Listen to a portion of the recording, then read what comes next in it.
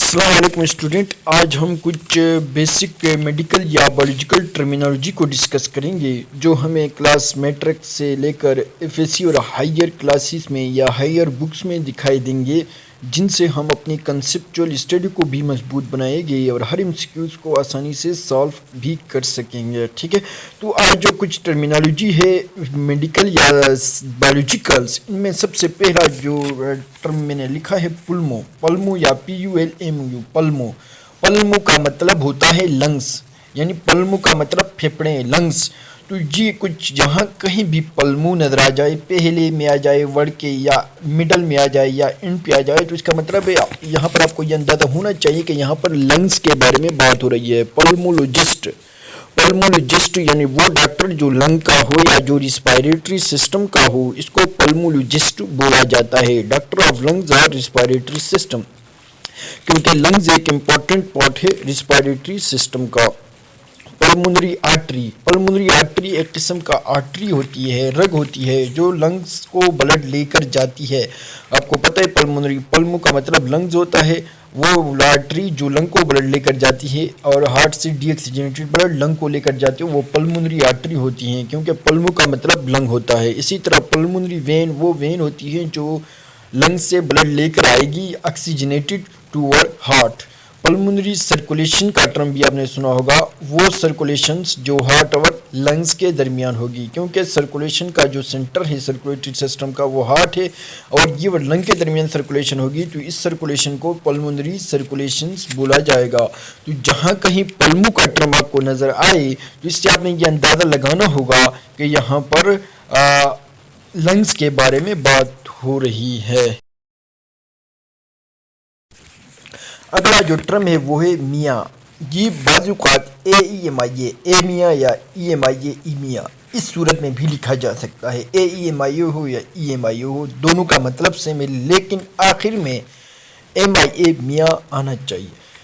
MIA मियाँ का मतलब होता है ब्लड, यानी ब्लड में कोई चीज़ अगर आप रिप्रेजेंट करते हैं, लिखते हैं किसी चीज़ की एबनॉर्मल अमाउंट या नॉर्मल अमाउंट या ज़्यादा अमाउंट या कम अमाउंट को लिखेंगे तो आखिर में एमआई आया, तो इसका मतलब है कि ये कम अमाउंट या ज़्यादा अमाउंट ब्लड के अंदर है। जैसा कि पहला टर्म है इसी में एनीमिया, ANAEMIA। एनीमिया एक कंडीशंस होती हैं जिसमें हमारे ब्लड सेल्स की कमी हो जाती है हमारे ब्लड में। आपको पता है कि ब्लड एक टिश्यू है और ये वाइट ब्लड से रेड ब्लड सेल्स और प्लेटलेट्स से मिलकर बना होता है। तो ये जो एनीमिया होता है, इस कंडीशंस में हमारे ब्लड में रेड ब्लड सेल की कमी हो जाती है, या हम ये कह सकते हैं लो ब्लड प्रोडक्शंस, यानी जिसमें ज़रूरत से ब्लड कम बन जाता है, यानी जिसको हम कह सकते हैं खून की कमी, ब्लड की कमी वाली बीमारी को एनीमिया बोला जाता है। इसका कारण क्या है, इसकी वजह से होता है जी, तो हम किसी लेक्चर में डिस्कस करेंगे। आयरन की कमी की वजह से एनीमिया होता है।